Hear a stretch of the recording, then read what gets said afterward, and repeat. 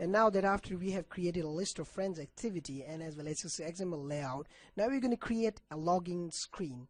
A login screen would allow us to get into the application if we have registered our account, and if we don't have an account, then we can't able to log in into the software. So for that purpose, login screen is very important. So let's get started. So I'm just gonna actually right click on the package of com.with our Android chatter, and then I'm gonna create a class with the name of logging in, and then I'm just gonna click on finish, and that's it. Logging in is added to our package directory. Now I'm going to create actually the layout for the login screen. So I'm just going to click on the relative layout and then click on the Android new XML layout. So I'm just going to click on Android XML layout and give it a name of logging underscore in, and that's it. I'm just going to click on the finish button, and then it will be created as it is. I'm just going to get into the login.xml file, and then I'm just going to change linear layout to relative layout, and that's it. I'm just going to change this to relative layout. That's it. And then the next thing what I'm going to have to do is I'm going to get back to graphical layout, and I'm going to provide a lot of graphics to this linear layout. So I'm just going to get back to my desktop and click on the graphics folder, and in here I have the different graphics, which is actually preliminary graphics for my application. So I'm just gonna select all of these graphics, and then I'm just gonna drag it to my Android IDE. So I'm just gonna drag it in here like here, and then I'm just gonna drop it in a drawable HDPI folder, and I'm just gonna click on OK, yes to all, and that's it. And remember, I've told you that I'm not going to change the launcher icon in that area, but now I have changed the launcher icon in the drawable HDPI folder by placing the launcher icon of mine in here. So I'm just going to click cancel, and that's it. Now we have actually all the necessary graphics for our application.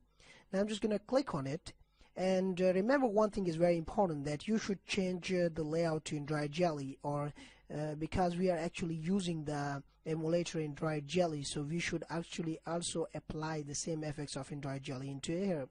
So I'm just going to click on and select Android Jelly from the option menu, get into the background, and now select the background and click on the drawable option and click on the background and just OK it, and that's it. Now the background has been added, and that's with the username and password already in the graphics. Now the next thing what we're going to have to do is we're going to have to add on some edit boxes and as well as a button.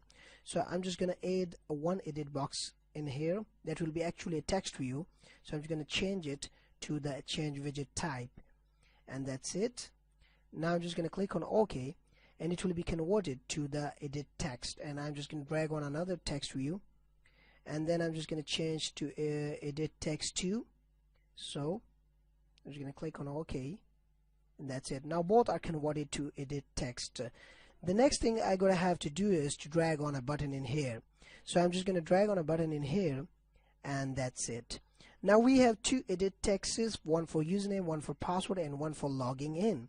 So I'm just going to change the graphics of the button by clicking on it, and then I'm just going to minimize all these sections, and here in the background under the view section, I'm going to click on the background and get into the drawable, and in here I'm gonna just select the login button and click on OK, and that's it. You can see it by here that login has been changed. Now I'm just gonna click on the edit text and create an empty string so that button text will be disappeared. I'm just gonna click on OK, and that's it. So string empty and login is now appeared. I'm gonna save everything now, and then I'm gonna change the text view, and I'm just going to change the text view to the image graphics. So I'm going to click on the background, click on the drawable, and in here I can select like different options for 9. So this is actually appearing as a text box graphics. I'm going to click on OK, and now it will be changed to a text box graphics in here, as you can see that. So I'm just going to change this one too to the text box graphics by drawable, and there I'm just going to click on 9 and click on OK, and that's it. Now I'm going to save everything like that, and now we have a login button in here. I'm just gonna make it former, and that's it. Okay, now the next thing what I'm gonna have to do is to change the IDs of the edit text and as well as the button. So I'm gonna right click on it and edit the text and give it a name of, sorry, I'm just gonna give it an ID, not the text, but I'm gonna give it an ID of username, and I'm gonna click on OK, and that's it. Now the next thing I'm gonna have to change it from this section is actually the password. So in the edit text we have already a username. Now I'm just going to change it to the password, and that's it. And now I'm going to change into the graphical layout.